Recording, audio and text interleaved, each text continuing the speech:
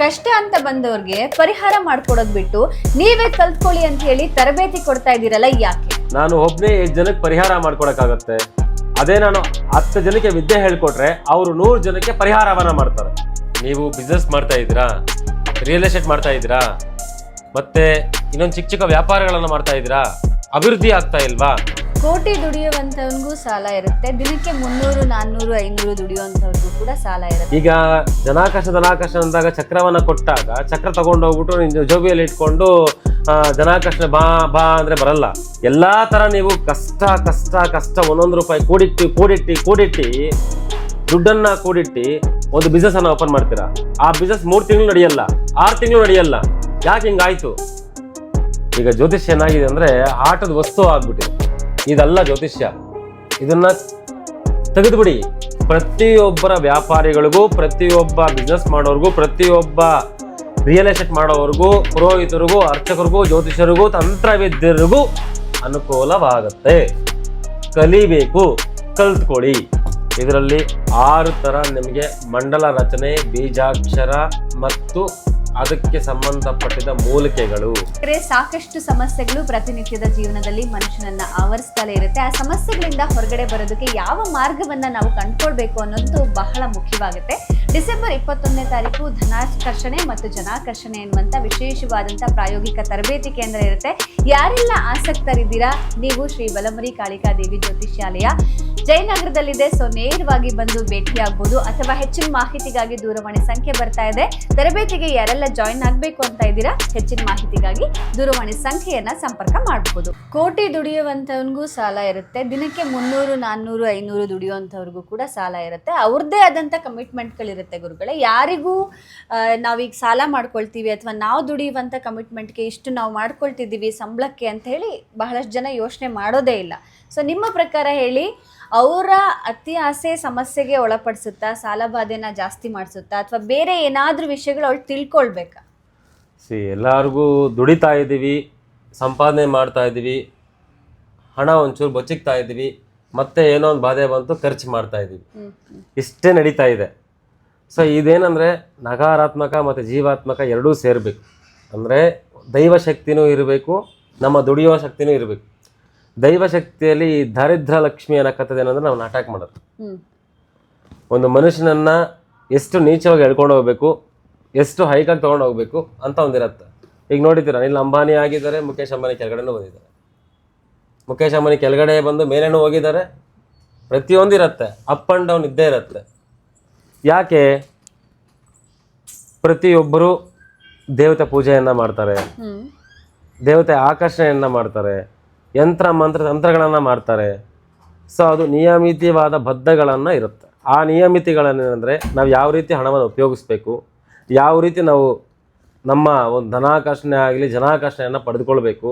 ಇದು main important. Business ಮಾಡೋರಿಗೆ, ಭೂಮಿಯ ಒಂದು ವ್ಯವಹಾರವನ್ನು ಮಾಡೋರಿಗೆ, ಒಂದು ಪುರೋಹಿತರಿಗಾಗಲಿ, ಒಂದು ಜ್ಯೋತಿಷರಿಗಾಗಲಿ, ಒಂದು ತಂತ್ರವಿದ್ಯೆಯನ್ನು ಮಾಡೋರಿಗಾಗಲಿ, ಇವರು ಯಾವ ರೀತಿ ಹಣವನ್ನು ಸಂಪಾದನೆ ಮಾಡಬೇಕಂತ ಎಲ್ಲರಿಗೂ ಗೊತ್ತಿರುತ್ತೆ. ಸೊ ಅದನ್ನು ಯಂತ್ರ ಅಂತಂದರೆ ಇನ್ನು ನಾವು ಜೋಪಾನವನ್ನು ಮಾಡ್ಕೊಳೋದು ಯಾವ ಥರ, ಆಕರ್ಷಣೆಯನ್ನು ಮಾಡ್ಕೊಳೋದು ಯಾವ ಥರ, ಧನಾಕರ್ಷಣೆಯನ್ನು ಮಾಡ್ಕೊಳೋದು ಯಾವ ಥರ. ಈಗ 10 ಜನ ಕಸ್ಟಮರ್ ನಮ್ಮ ಹತ್ರ ಬಂದಿದ್ದಾರೆ ಅಂದರೆ 10 ಜನಕ್ಕೂ ನಾವು ಸ್ಯಾಟಿಸ್ಫ್ಯಾಕ್ಷನ್ ಮಾಡೋಕ್ಕಾಗಲ್ಲ, 10 ಜನನೂ ನಮ್ಮ ವ್ಯಾಪಾರ ಮಾಡ್ಕೊಳಕ್ ಹೋಗಲ್ಲ. ಯಾಕೆ ಮಾಡಬಾರ್ದು ಅನ್ನೋ ನನ್ನ ಕಾನ್ಸೆಪ್ಟ್. ಯಾಕೆ ಮಾಡಬಾರ್ದು? 10 ಜನನು ಯಾಕೆ ತೊಗೊಂಡು ಹೋಗ್ಬಾರ್ದು? ಹತ್ರ ಇರೋ ಒಂದು ವಸ್ತು ಆಗಿರ್ಬೋದು, ಇನ್ನೊಂದು ಬಿಸ್ನೆಸ್ ಆಗಿರ್ಬೋದು, ನಿನ್ನ ಪ್ರಾಜೆಕ್ಟ್ ಆಗಿರ್ಬೋದು, ಇನ್ನೊಂದು ಆಗಿರ್ಬೋದು, ನಿನ್ನ ಕಾನ್ಸೆಪ್ಟ್ ಕರೆಕ್ಟಾಗಿ ಮಾಡಿರ್ತೀಯ, ವರ್ಕ್ ಮಾಡಿರ್ತೀಯ, ನೀನು ಎಲ್ಲ ಕೆಲಸಗಳನ್ನ ಪರ್ಫೆಕ್ಟಾಗಿ ಮಾಡಿರ್ತೀಯ. ನಿನ್ನ ಒಂದು ಕಸ್ಟಮರ್ ಬಂದಾಗ, ನಿನ್ನ ಒಂದು ಜನಗಳಿನ್ನ ಅಂಗಡಿಗೆ ಬಂದಾಗ ಯಾಕೆ ನಿಲ್ತಾ ಇದೆ, ಯಾಕೆ ತೊಗೊಂಡು ಹೋಗ್ತಾ ಇಲ್ಲ, ಅದು ಝೀರೋದಲ್ಲಿ ನೀನಿದೆಯಾ ಅಂತ ಅರ್ಥ. ಅದನ್ನು ನೀನು ಹೈಕ್ ಮಾಡ್ಕೋ, ಅದನ್ನು ನೀನು ಬೆಳವಣಿಗೆ ಮಾಡ್ಕೋ ಅಂತ ಹೇಳದೆ ಈ ಧನಾಕರ್ಷಣೆ ಜನಾಕರ್ಷಣೆಯನ್ನು ನಾವು ಒಂದು ಕಾನ್ಸೆಪ್ಟನ್ನು ತಂದಿದ್ದೀವಿ. ಓಕೆ, ಯಾರಿಗೆ ಇದು ಹೆಚ್ಚು ಉಪಯುಕ್ತ ಅಂತ ಹೇಳ್ತೀರಾ? ಅತಿ ಹೆಚ್ಚು ಉಪಯುಕ್ತವಾಗಿರೋದು ನನಗೆ ಗೊತ್ತಿರೋ ಪ್ರಕಾರ ಈ ಭೂಮಿ ವ್ಯವಹಾರವನ್ನು ಮಾಡೋರು. ಯಾಕಂದ್ರೆ ಭೂ ಆಕರ್ಷಣೆ ಆಗಬೇಕು, ಜನ ಅಟ್ರಾಕ್ಷನ್ ಆಗಿದ್ರೆ ತಾನೆ ಅವ್ರಿಗೆ ಭೂಮಿ ವರ್ಕೌಟ್ ಆಗೋದು. ಸೊ ಧನಾಕರ್ಷಣೆ ಅನ್ನಕ್ಕಂಥದ್ದು ಇದು ಜನಾಕರ್ಷಣೆ ಆಗುತ್ತೆ. ಧನಾಕರ್ಷಣೆ ಅನ್ನಕ್ಕಂಥದ್ದು ಈ ಸಣ್ಣ ಸಣ್ಣ ವ್ಯಾಪಾರಿಗಳಿಗಾಗಿರ್ಬೋದು, ಜ್ಯೋತಿಷರಿಗಾಗಿರ್ಬೋದು, ಪುರೋಹಿತರಿಗಾಗಿರ್ಬೋದು, ತಂತ್ರವಿದ್ಯೆಯನ್ನು ಆಭೋಷಣವನ್ನು ಮಾಡೋರು ಬರ್ಬೋದು. ಸೊ ಪ್ರತಿಯೊಂದು ಇದ್ದೇ ಇರುತ್ತೆ. ಅದಕ್ಕೋಸ್ಕರ ನಾವೇನು ಹೇಳ್ತೀವಿ ಅಂದರೆ ಪ್ರತಿಯೊಬ್ಬರು ಕಲೀರಿ ಅನ್ನೋದು ನನ್ನೊಂದು ಕಾನ್ಸೆಪ್ಟ್ ಅಷ್ಟೇ. ಜನಾಕರ್ಷಣೆ ಮತ್ತು ಧನಾಕರ್ಷಣೆ ಎನ್ನುವಂಥದ್ದನ್ನು ನೀವು ಜನಗಳಿಗೆ ಯಾವ ಥರ ಸಹಾಯ ಆಗೋ ಥರ ಮಾಡ್ತೀರಾ? ಸರಿ, ನನಗೊಂದು ಕ್ವಶನ್ ಕೇಳಿದ್ರಿ, ನಿಮಗೆ ನಾನೊಂದು ಕ್ವಶನ್ ಕೇಳ್ತಾ ಇದ್ದೀನಿ. ನೀವೆಲ್ಲನೋ ಹೋಗಿರ್ಬೋದು, ಇಲ್ಲ ಮಾಡಿರ್ಬೋದು. ಜನಾಕರ್ಷಣೆ ಧನಾಕರ್ಷಣೆ ಅಂದರೆ ನಿಮ್ಮ ಮನಸ್ಸಲ್ಲಿ ಏನಿದೆ? ಹೌದು, ಅದರಿಂದ ನನಗೆ ಒಳ್ಳೇದಾಗುತ್ತೆ ಅನ್ನುವಂಥ ಒಂದು ಬರುತ್ತೆ ಸಡನ್ ಆಗಿ. ಇದಲ್ಲ, ಇದು ಎಲ್ಲರೂ ಅಂದ್ಕೊಂಡ್ರೆ ನನಗೆ ಒಳ್ಳೇದಾಗತ್ತೆ ಕೆಟ್ಟದಾಗತ್ತೆ ಇದಲ್ಲ. ಒಂದು ಜನಾಕರ್ಷಣೆ ಧನಾಕರ್ಷಣೆ ಅಂತಂದ್ರೆ ಒಂದು ಚಕ್ರವನ್ನ ಕೊಡ್ತಾರೆ. ಆ ಚಕ್ರವನ್ನ ತಗೊಂಡೋಗಿ ನಾನು ಹಾಕ್ಬಿಡ್ತೀನಿ, ಪೂಜೆ ಮಾಡ್ಕೊಂಡು ಇರ್ತೀನಿ. ಸೊ ಇದೆಲ್ಲ ಧನಾಕರ್ಷಣೆ ಜನಾಕರ್ಷಣೆ ಹಾಕಂತದ್ದು ಇದಲ್ಲ. ಸತತ ನೀನು ಮಂಡಲದಲ್ಲಿ ಕುತ್ಕೊಳ್ಬೇಕು. ಆ ಬೀಜಾಕ್ಷರದಿಂದ ನಿನಗೆ ಆಕರ್ಷಣೆಯನ್ನ ಮಾಡಬೇಕು. ಆ ಆಕರ್ಷಣೆಯನ್ನ ಮಾಡಿ ಆ ಜನಾಕರ್ಷಣೆ ಚಕ್ರಗಳನ್ನ ಬಿಟ್ಟು, ಈಗ ಜನಾಕರ್ಷಣೆ ಧನಾಕರ್ಷಣೆ ಅಂದಾಗ ಚಕ್ರವನ್ನ ಕೊಟ್ಟಾಗ ಚಕ್ರ ತಗೊಂಡೋಗ್ಬಿಟ್ಟು ನಿನ್ನ ಜೋಬಿಯಲ್ಲಿ ಇಟ್ಕೊಂಡು ಜನಾಕರ್ಷಣೆ ಬಾ ಬಾ ಅಂದರೆ ಬರಲ್ಲ. ನೀನು ಜನಾಕರ್ಷಣೆ ಧನಾಕರ್ಷಣೆ ಮಾಡ್ಕೊಂಡವಾಗ ಸ್ವತಃ ನಿನ್ನ ಮಂಡಲದಲ್ಲಿ ಕುತ್ಕೊಂಡು ನಿನ್ನ ಬೀಜಾಕ್ಷರದಿಂದ ಉಚ್ಚಾರಣೆಯನ್ನ ಮಾಡಿ ಕೆಲವೊಂದು ಮೂಲಿಕೆಗಳಿಂದ ನಿನಗೆ ದೃಷ್ಟಿಯನ್ನು ತೆಗೆದು ಅದಾದ ನಂತರ ಲಕ್ಷ್ಮಿ ಆಕರ್ಷಣೆಯನ್ನ ಮಾಡಿ ಅದು ಬಂದಾಗ ಆಟೋಮೆಟಿಕ್ ನಿಮಗೆ ಧನಾಕರ್ಷಣೆ ಆಗುತ್ತೆ, ಜನಾಕರ್ಷಣೆ ಆಗುತ್ತೆ.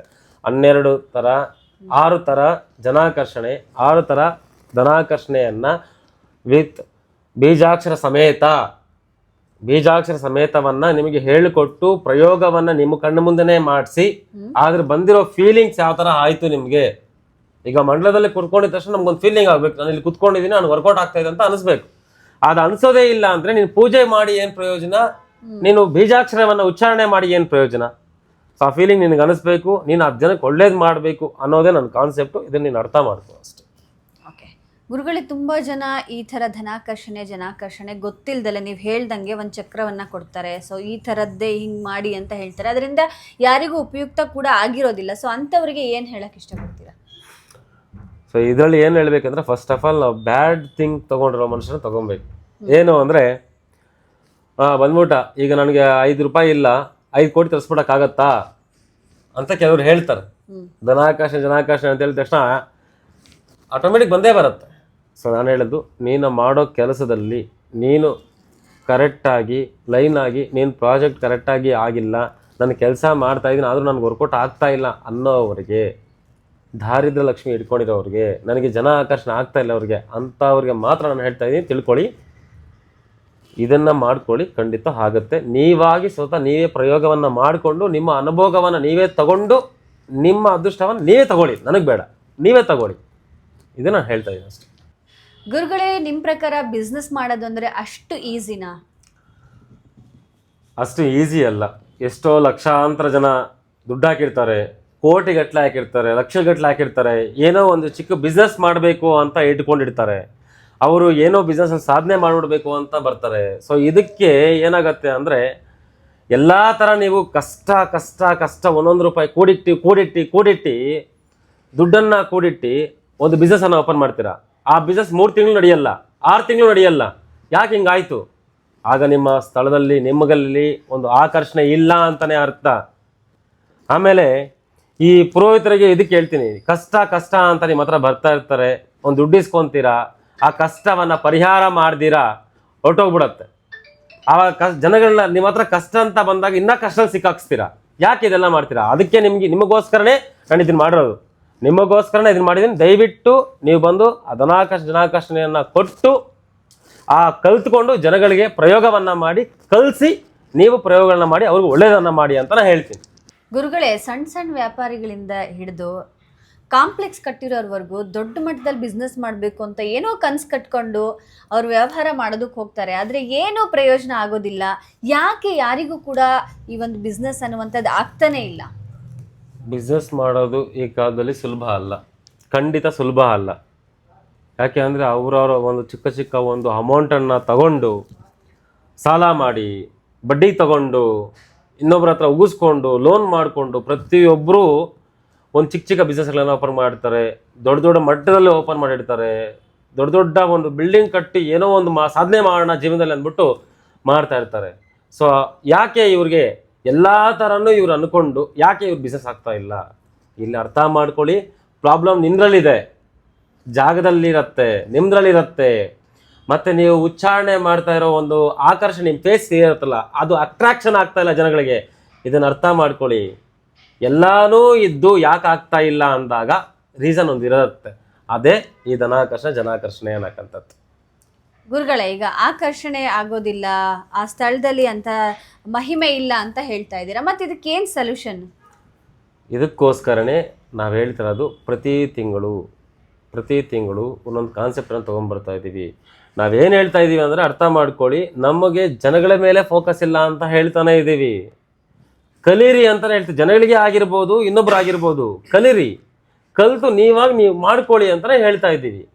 ಕಲಿಸ್ತಕ್ಕೆ ನಾವು ರೆಡಿ ಇದ್ದೀವಿ, ಕಲಿಯಕ್ಕೆ ನೀವ್ಯಾಕೆ ರೆಡಿ ಇಲ್ಲ, ಇದನ್ನು ನಾನು ಹೇಳ್ತಾ ಇದ್ದೀನಿ. ನೀವ್ ಹೇಳ್ತಾ ಇದ್ದೀರಾ ಆ ಜಾಗದಲ್ಲಿ ಆಕರ್ಷಣೆ ಇಲ್ಲ, ಮುಖದಲ್ಲಿ ಆಕರ್ಷಣೆ ಇಲ್ಲ, ಮಾತಲ್ಲಿ ಆಕರ್ಷಣೆ ಇಲ್ಲ ಅಂತ ಹೇಳಿ, ಮತ್ತೆ ಇದಕ್ಕೆ ಏನ್ ಪರಿಹಾರ? ಈಗ ಏನಾಗಿರುತ್ತೆ ಅಂದರೆ, ಇಂದಿನ ಒಂದು ಬಿಸ್ನೆಸ್ ಮಾಡೋರು ಈಗ ಒಂದು ಬಿಸ್ನೆಸ್ ಮಾಡ್ಕೊಂಡಿದ್ದೀರ, ಆ ಬಿಸ್ನೆಸ್ ಮಾಡೋರು ಹಿಂದಿನದಲ್ಲ ಅವ್ರಿಗೆ ತುಂಬ ವ್ಯಾಪಾರ ಆಗ್ತಾ ಇರುತ್ತೆ, ಅವ್ರ ಅಭಿವೃದ್ಧಿ ಆಗಿ ಒಂದು ಪ್ಲೇಸ್ಗೆ ಹೋಗಿರ್ತಾರೆ. ನೀವು ಅದೇ ಪ್ಲೇಸ್ಗೆ ಹೋಗಿರ್ತೀರ. ಆ ಪ್ಲೇಸಲ್ಲಿ ಹೋದಾಗ ಅವ್ರಿಗೆ ಅನುಕೂಲವಾದಂಗೆ ಅವ್ರು ಮಾಡ್ಕೊಂಡಿರ್ತಾರೆ, ನಿಮ್ಗೆ ಅನುಕೂಲವಾಗಿ ನೀವು ಮಾಡ್ಕೊಂಡಿರಲ್ಲ. ಅವ್ರಿಗೆ ಏನು ಶಕ್ತಿ ಬೇಕೋ ಅದು ಮಾಡ್ಕೊಂಡಿರ್ತಾರೆ, ಅದು ಬಿಸ್ನೆಸ್ ಇಂಪ್ರೂವ್ಮೆಂಟ್ ಆಗಿರುತ್ತೆ. ನೀವೇನು ಮಾಡ್ಕೊಂಡಿದ್ದೀರಾ ಅದು ಇಂಪಾರ್ಟೆಂಟ್, ಅದನ್ನು ನಾನು ಕಲಿಸ್ತೀನಿ ಅಂತ ಹೇಳಿದ್ದೀನಿ.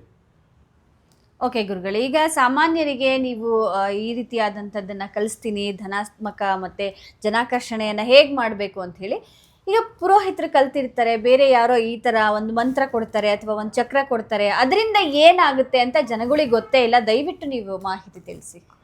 ನೋಡಿ, ಎಲ್ಲರಿಗೂ ಒಂದು ಮಾತು ಹೇಳ್ತೀನಿ, ಪುರೋಹಿತರಿಗಾಗಿರ್ಬೋದು, ಜ್ಯೋತಿಷರಿಗಾಗಿರ್ಬೋದು, ತಂತ್ರವಿದ್ರಾಗಿರ್ಬೋದು, ಇಲ್ಲ ರೋಡಲ್ಲಿ ಹೋಗೋ ಒಂದು ಜ್ಯೋತಿಷರು ಇಟ್ಕೊಂಡ್ರವ್ರು ಆಗಿರ್ಬೋದು, ಜ್ಯೋತಿಷ ನೋಡೋರಾಗಿರ್ಬೋದು. ಈಗ ಜ್ಯೋತಿಷ್ಯ ಏನಾಗಿದೆ ಅಂದರೆ ಆಟದ ವಸ್ತು ಆಗಿಬಿಟ್ಟಿದೆ.